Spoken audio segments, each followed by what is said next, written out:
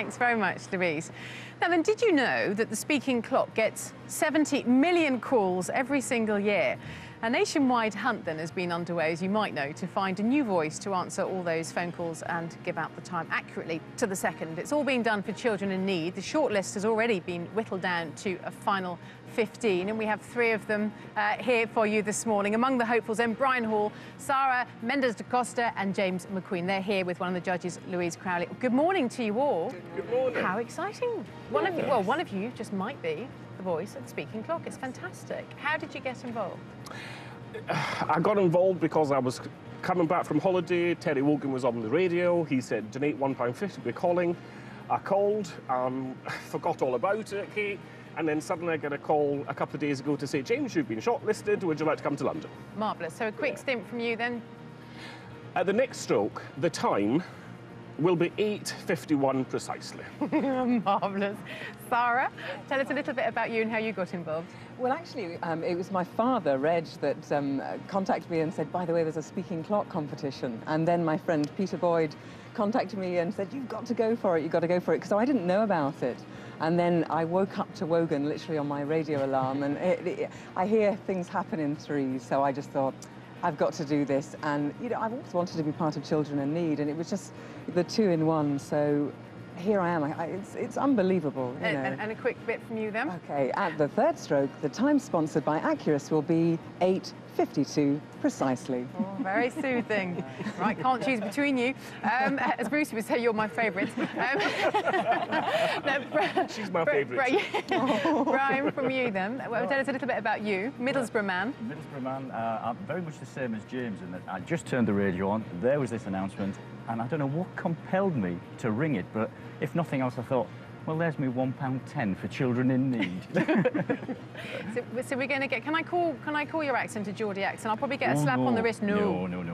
It's not a Geordie accent. No, I apologise for that. I should know better, coming from the northeast. It's a Teesside accent, and yes. That's about it. So come on, a little bit from you then. At the third stroke, the time sponsored by Accurus will be 7:52 precisely.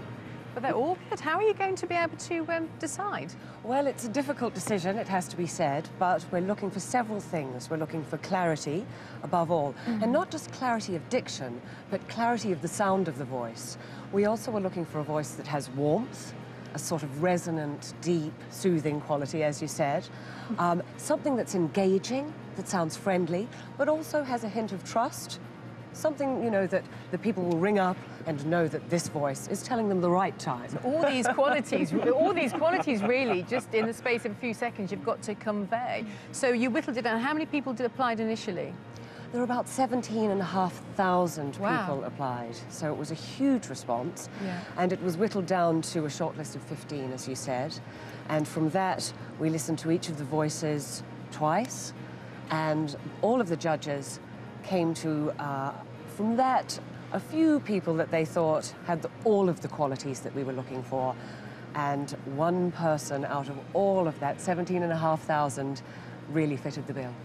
Right, so we're going to hear tonight at 7:25, maybe a little bit more from you just shortly, but we've got a little bit, a clip of one of the celebrity speakers. I think we should put it like that. Let's take a listen to this. At the third stroke, the time for Children in Need will be 10, 40 and 50 seconds. I didn't know that was coming up. I didn't know we're going to be having to listen to them. I prefer you guys.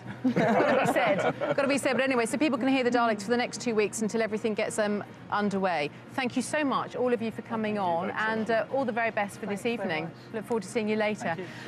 Right. OK, now we turn to another battle, not the Battle of the Daleks. This is going to be the Battle of the Blow Dries. We've got 9 celebrities, of course, who are a crash course in crimping at a special beauty boot camp here at Television Centre. Now, my hairdresser warned me, do not let Steve Strange touch your hair.